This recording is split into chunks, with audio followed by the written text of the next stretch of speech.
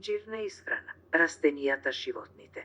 Човекот и микроорганизмите се поврзани преку исхраната. Животните развиле механизми со кои истите постојувале милиони години токму преку синџирот на исхраната. Што е исхрана? Исхрана представува внесување на храна во организамот со цел да се обезбедат потребните количини на енергија на самите клетки за извршување на своите активности. Положбата на еден организам во синџирот на исхраната се нарекува хиерархиско ниво. Оваа положба зависи од тоа дали тој организам спаѓа во одреден домен, а потоа и во некоја од самите царства. Синџирот на исхраната е поделен во 3 групи и тоа: редуценти, продуценти и консументи. Редуценти уште се нарекуваат и како разградувачи. Во оваа група спаѓаат хетеротрофните организми, односно габите. Истите користат готови органски материи од изумрени организми и истите учествуваат во кружењето на органските материи во природата. Продуценти во оваа група спаѓаат автотрофните организми, односно растенијата, алгите и цијанобактериите. Тие создаваат органски соединенија шеќери за сите живи организми на планетата, вклучувајќи господи, животните и човекот,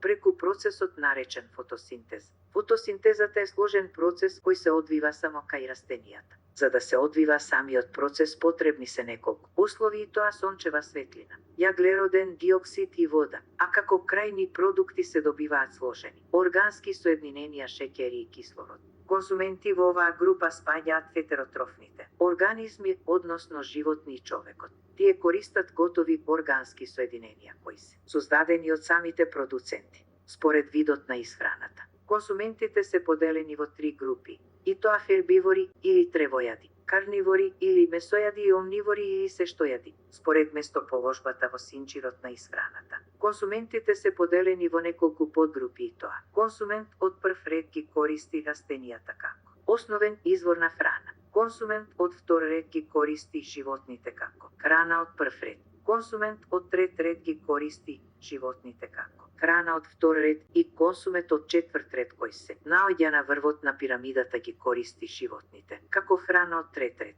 Синџирот на исхраната има големо влијание во целокупниот екосистем на планетата. Преку самата интеграција животните се здобиваат со сите потребни хранливи материи, а се извор на храна за останатите животни. Со нарушувањето на самиот синџир на исхрана доаѓа до последици врз биодиверзитетот. Со нарушувањето на популацијата на даден вид доаѓа до намалување на популацијата и на останатите консументи. Автор Иван Ефтимов.